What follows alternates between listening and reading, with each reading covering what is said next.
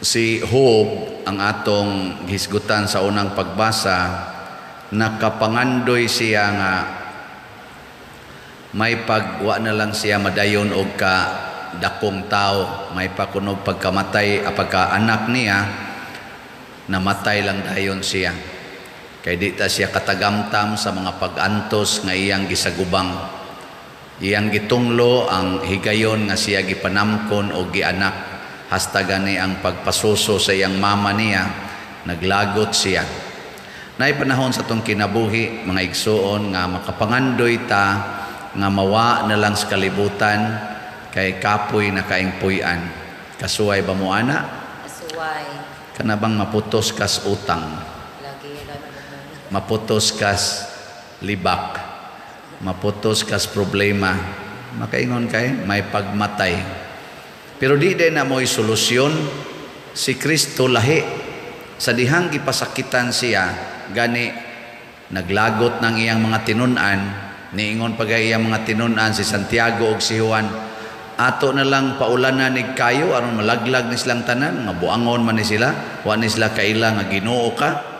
Pero si Jesus, ang iyang gihuna-huna, mao ang pag-antos o ang pagpakamatay. Kanabitang makasabot sa tanganong nag-antos ta, ug asa ni padung ang atong pag-antos, maunay para nako the best solution aron mugaan ang atong pag-antos. Ang tanang pag-antos aning kalibutana, basta ato ganing dawaton o pasanon, kuyog ni Kristo o para ni Kristo, mahimo gid na siyang mapuslanon sa kaluwasan. Salvation. Salvation sa atong kalag, salvation sa atong mga isig katao. Kami bitaw dito sa seminaryo, maghisgot mamianing makapasanto sa tao, niya ang the best gyud nga makapasantos kanimang yung martyrdom. Martyrdom ba? Ug mamartir ganita, siguro dayon na dool santos kita siguro, bisag daghan pa kay tagsa basta mamartir. Ngunang magsigil lamig ingon dito, pahimusla na to ang kalibutan, pakasatag maayo, niya human din magpamartir dayon ta. Haron mapapas raman tong sala, pero di na mo'y mao. Ang tao sad nga daghag sala, dili sad maka-afford nga magpamartir, mahadlok, mamatay. Muna, maro kay yawa, ug makasata, mag-anam tag kahadlok nga mag-antos, mag-anam tag kahadlok nga mamatay. Muna ang mga sad-an nga dagko kayong sad-an, maghikog, magpusils magbitay ang prang Judas, nagbitay siya sa pisi.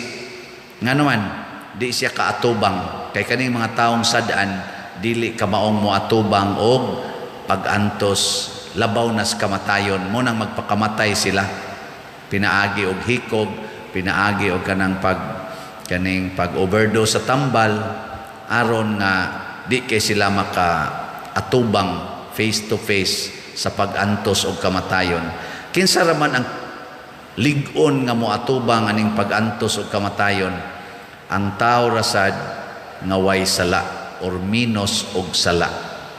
Si Job, wa man ni siya mo nang igo ra siyang ni sulti nga may unta siya og wa na lang mag-antos, pero ni conclude baya gid siya nga mopadayon siya sunod sa pag-antos. Og tungod adtong iyang pag-conclude, wa tingin na masuwat din sa atong unang pagbasa, pero ato nang padayonon, pagdayon ng katapusan aning Book of Job, ni angkon siya nga wa siya'y katungod nga moreklamo, og misubmit siya totally sa kabubutos Ginoo, og didto napapas ang tanan niyang pag-antos.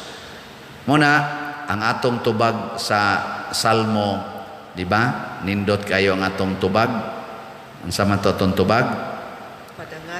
Padangata ang akong pag-ampo sa imong atubangan, Ginoo. Kanibitang pag-ampo nga butangan nato og pag-antos, or ang mga pag-ampo sa taong nag-antos, dunggon day nas Ginoo. Munang uso kay na kanang maglakaw bitaw nga magluhod tuhod, ana naiuban sad mo adto gyud anang mga lugar nga lagyo, kay mag-pilgrimage, antos, hago, kay ang tingog sa mga nag-antos nga tao, dali rang dunggon sa Ginoo. Muna, kung gusto tang dali ratang makasinati sa kalipay, ayaw gyud reklamos pag-antos. Sama ni Kristo, gibadlong niya. Kaya ang gusto sa mga apostoles, pauwanag kayo para wag tang ang pag-antos, wanay magsigig sa likway. Ingos Kristo ayaw. Padayon tang adtos unahan. Kay ang pinaka-importanting butang aron mawa ang atong pag-antos, higugmaa ang imong pag-antos. Ang term ana ni Kristo, pasaan ang imong cross. Nya kadtos ang mga tao nga naghatag nimong cross, higugmaa sad sila. Ang term ana ni Kristo, higugmaa ang imong kaaway. Sige kuno be, pamalandongi kuno ninyo, mo higugma ba mo sa pag-antos o sa nagpaantos ninyo? Amo jud i-try. Maingon gani mong, yes, congratulations, mawa day ng imong pag-antos. Pero kung maingon gani ka, depende. Wa na gina. Di na gina mahitabong mawa. Sige na lang ginang antos nimo hangtod sa katapusan. So atong iampo ang atong mga kaigsuonan nga miantos para nato, labi nang sigig palit og slot, sigig alagad nato dinhi, hinaot unta nga mubunga ni nga matukod gini atong kumbento nya ang ato sang bag-ong slot nga MMTL, Mother Mary's Transforming Love, mahimo sa dontang malampuson kay ang ato sang mga nag-antos nga mga kabus nga mga pamilya sa atong parishioners, ato sa dontang makuhaag jutay ang ilang pag-antos karong umaabot nga pista sa atong segunda patron karong maabot Oktubre 29. Ato silang tagaan nga tog mga 5 kilo rice niya o mga noodles o sardinas. Dako na kay nang kapaluag-luag silang pag-antos. Pinaagi sad sa ato sang pag-antos og palit sa slot nga MMTL. Tag 500 naman ni dali ra ning mahurot niya.